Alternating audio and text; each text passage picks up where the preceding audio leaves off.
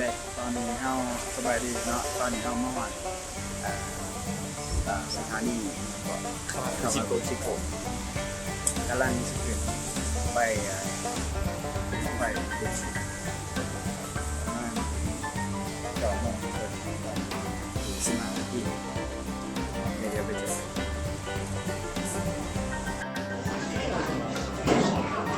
รอทางกินข้าวกินน้ำก่อนจะนอนจะขึ้นไปอากาศเป็น11 องศาเดี๋ยวเราเบิ่งเพื่อนๆเราจะเป็นยังไงตอนนี้เข้ามาที่หน้าของว่าไม่เกินเครื่องพูดอา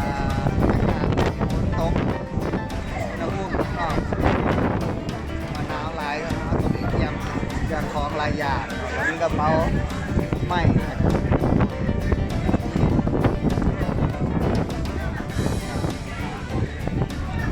ปกติถ้าว่าฝนตกนี่ก็สิง่ายแน่แต่ว่ามีฝนตกเรียกว่า ถ้าคนผู้เป็นใจ ใจเลย ดีจะดีจะไม่ตกแห้งกว่านี้ เอาไปเจอกันตอนนี้ขึ้นมาได้ประมาณ100 เมตรเนาะเมื่อยก่อนล่ะบรรยากาศทั้งเทิงก็งามเนาะมันจะเป็นนี่จะคู่เนาะแล้วก็วันนี้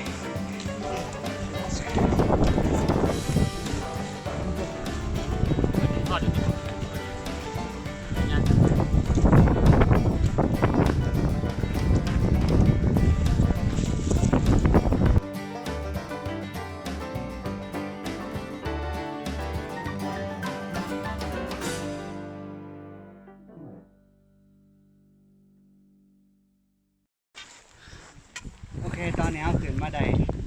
ประมาณ15 นาที นาทีเหนื่อยหลายเนาะทางสั้นเบิ่งไหม เริ่มฮอบแล้วตอนนี้ พูดสั้น ทางสั้นประมาณ30 องศา45 องศา เนาะแม่มาองศาเนี่ยมาคือวันนี้จะสั้นไป เป้าหมายเฮาอยู่พุ่นยัง บ่เห็นนะ บ่เห็น มาต่อกันเนาะตอนนี้เฮาอยู่ที่ขึ้นมาได้ฮอด36แล้วมาบรรยากาศทั้งเทิงดีหลายเนาะดีจนหนาวหมดเลยก็เฮากำลังสิขึ้นไปทั้งเทิง ย่อย ฝนตกหน่อยเหมือนฝนตกสดโอเคเนาะก็ไปจะได้ไปวะ เรายังชิวๆอยู่ ชิ อัน ล นี้ส เนาะ บาย สบายเนาะเดี๋ยวให้เบิ่งบรรยากาศก็สิมีคนที่เขาเจ้าหากินข้าวแล้วก็สิขึ้นไปก็รู้สึกว่ามันสั่นหลายเนาะเฮ็ดให้แล้วก็มื้อนี้มันฝนตกแน่ก็เลยว่าเดินทางลำบากหน่อยหนึงแต่ว่าก็ยังโอเคเนาะแล้วเฮาสิขึ้นไปพักอยู่เทิงสัน8เนาะแล้วก็1 โมงคืนเนาะสิขึ้นไปฮอดสูงสุดแล้วก็ขึ้นไปฮอดสูงสุดแจ้งหลังจากนั้นก็กลับลงมาโอเคเดี๋ยวฮอดถึงแล้วมากันอีกทีนึงเนาะผู้ว่าเสียงสิได้ยินบ่แต่ว่าเอาแห้งสุดแล้วเนาะสำหรับเรา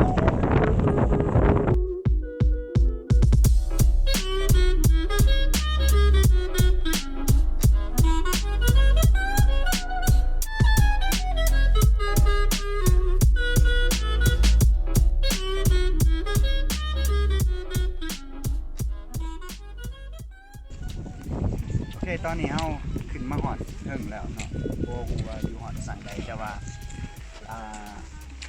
อากาศก็ยังเป็นคือเก่าเนาะแต่ว่ารู้สึกว่าร้อนเนาะยางหลายก็เลยว่าถอดเสื้อ เริ่ม ไม่ออก ได้แค่เสื้อแล้วบนนี้ เบิ่งบรรยากาศให้เบิ่งบรรยากาศ บรรยากาศสวยงาม ในรูปก็อาจจะธรรมดานะแต่ว่าต้องมาเห็นตัวจริง แต่ต้องมาสูดบรรยากาศด้วยตัวเองสิฮู้งามอะไรไงไหม ไว้คนดี ไงบ้าง พอได้ พอได้ใช่ไหม ถอดเสื้อกันฝนแล้วเนี่ย ถอดเลยผมถอดแล้ว ไม่สบายไหมกันฝนได้ ทีมงานเริ่มเมื่อยแล้วเริ่มจะทอดเสื้อกันฝนแล้วนะ เพราะนั้นมันสิมีเป็นอ่างครับอ่างน้ำใหญ่เนาะรู้สึกว่ามันจะมีบอลหนึ่งที่ว่าเขาถ่ายจากอ่างน้ำลงมาเลย ล่วงเขาฟูจิ มันตกใจเพื่อนล่วงฮะกูเลยถามเล่นเหรอ อาจจะ ผมนึกว่าเล่นล่วงไงเพราะว่าแบบอยู่ๆไม่หายไปวิชั่น ทะเลสาบฟูจิ แต่ก็ดีฝนตกซ้ำ อื มัน ม จึงบ่ฮอด พอดีจึงบ่ฮ้อน บ่ฮอดหลายงาน ฝนตกปล่อย ใช่ไหมพี่ ผ่อนแต่จะไม่สบายเอา โอเค เดี๋ยวไปต่อ ทำไมตัดบัส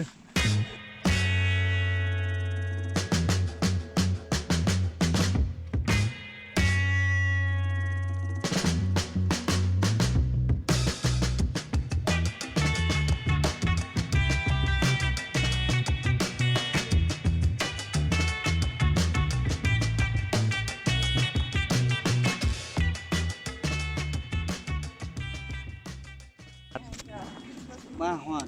บอนนี่ก็โอ้ยไว้นั่นแหละเนาะแต่คือบ่ไหวนี่แหละดูพวกน้ำเปรี้ยวเนาะแต่ว่าอาหารหลายเขาจะบอกว่า ๆ กินแล้วลดเพื่อลดน้ำหนักลง ลุงไม่ไหวแล้วลุง ขอพักก่อนหน่อยหนึ่งเนาะเพื่อจะขึ้นไปต่อตอนนี้ฮะก็มาได้ผ่อนครึ่งทางแล้วป่ะ ยังเด้ยัง 4.5 กิโล ใช่เหรอวะ โอเคเดี๋ยวเราไปต่อ โอเค นี่บรรยากาศหอมๆงามนี่การเจือนของพระเจ้านั่นนี่นะ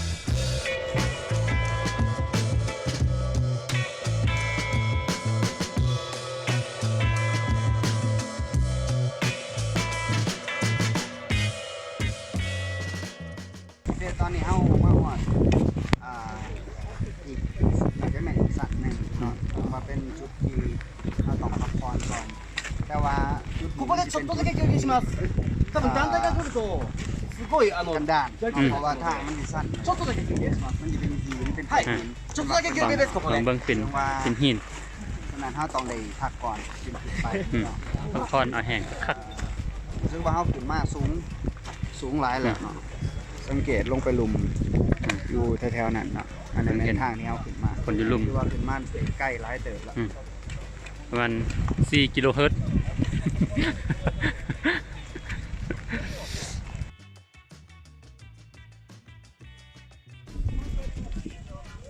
คือตอนนี้เราขึ้นมาฮอดสู่สันเจ็ดแล้วเนาะอันนี้เป็นสันเจ็ดซึ่งว่าทางขึ้นก็ยุ่งยากหลายเนาะแล้วก็อยู่สันนี่ก็สิมีน้ำดื่มขายแล้วมีกล้วยมีของกินอาหารหยัง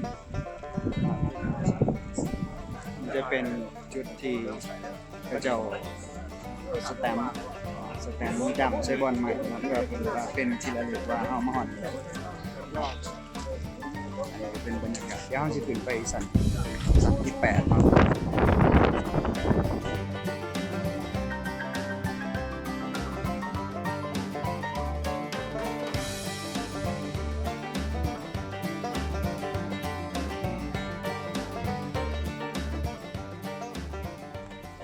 โอเคตอนนี้เอามาหอดระยะหนึ่งแล้วเนาะเพราะว่า ไก่สันเจ็ดมา การสังเกตขึ้นมาเขาจะเป็นที่เด็ดบอกไปเนาะจะเป็นที่สันแปดแต่ว่าเขามาเบิ่งแผนที่ก่อนดีกว่าตอนนี้เขาหอดใส่ค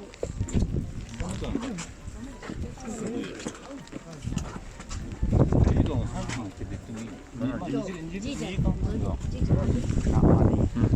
ผู้สิเกินไปหมดอยู่ทางนี้เนาะจังหวะตอนนี้ยังบ่ทันหอดครึ่งเทื่อเราจะขึ้นไปอยู่น่าจะอยู่ประมาณเครื่องหนึงแล้วก็ประมาณ1 โมงเราจะขึ้นไปต่ออีกโอเคเดี๋ยวเป็นจะได้ไปเจอกัน โอเค ตอนนี้เอาขึ้นมาหอดสั่นที่เราพายกินน้ำแหน่เสียงเกี่ยวกันเกี่ยงอะไรก็ พันล่า10 เกี่ยงกับ 50 บาท 10,000 กว่า กินมา เดี๋ยวขีดแตก ห้องน้ำ200 เยนได้อ น้ำกับ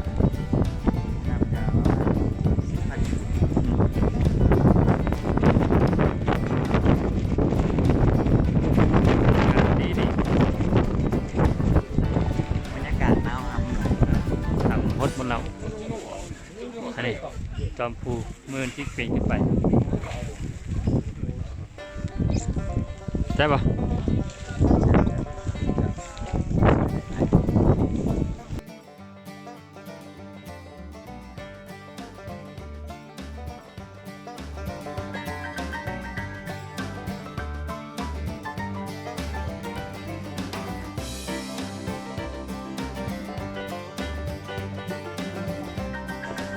แล้วตอนนี้เขามาหอด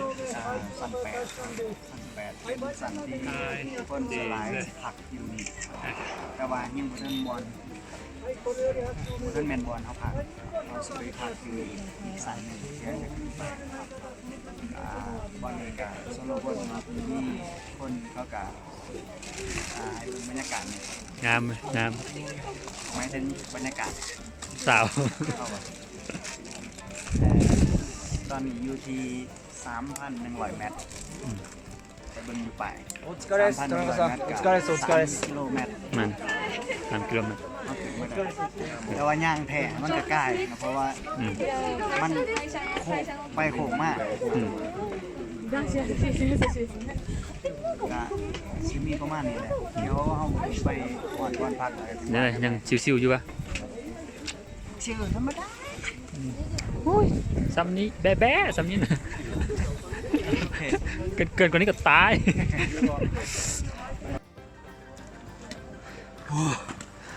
นั่นนี่แหละ เมื่อยหลายตอนนี้เขามาหอดที่3,250 เมตร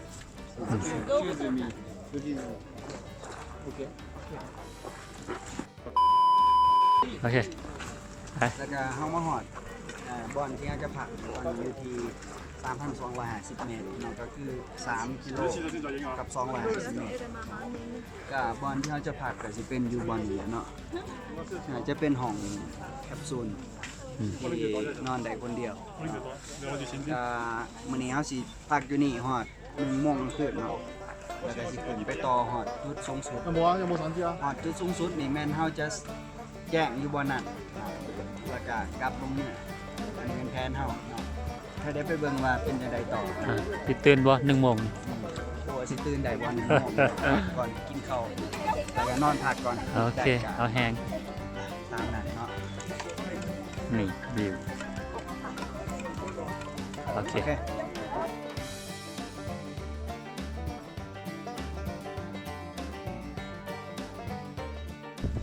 ตอนนี้เป็นเวลา1 โมงแต่ว่าเวลาที่เฮาขึ้นอากาศเย็นมันจะต่ำลงเลยว่า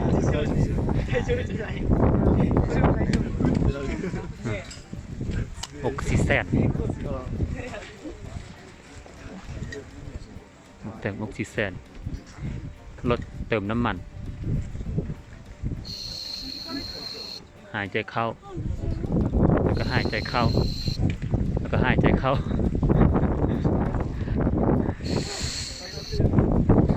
รู้สึกไง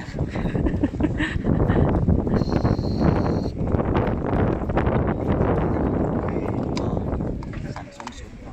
อาจจะประมาณ4-5 ชั่วโมงเราหอดหรอก อืม ถ้าไปแจ้งขนาดนั้นนะครับเมื่อ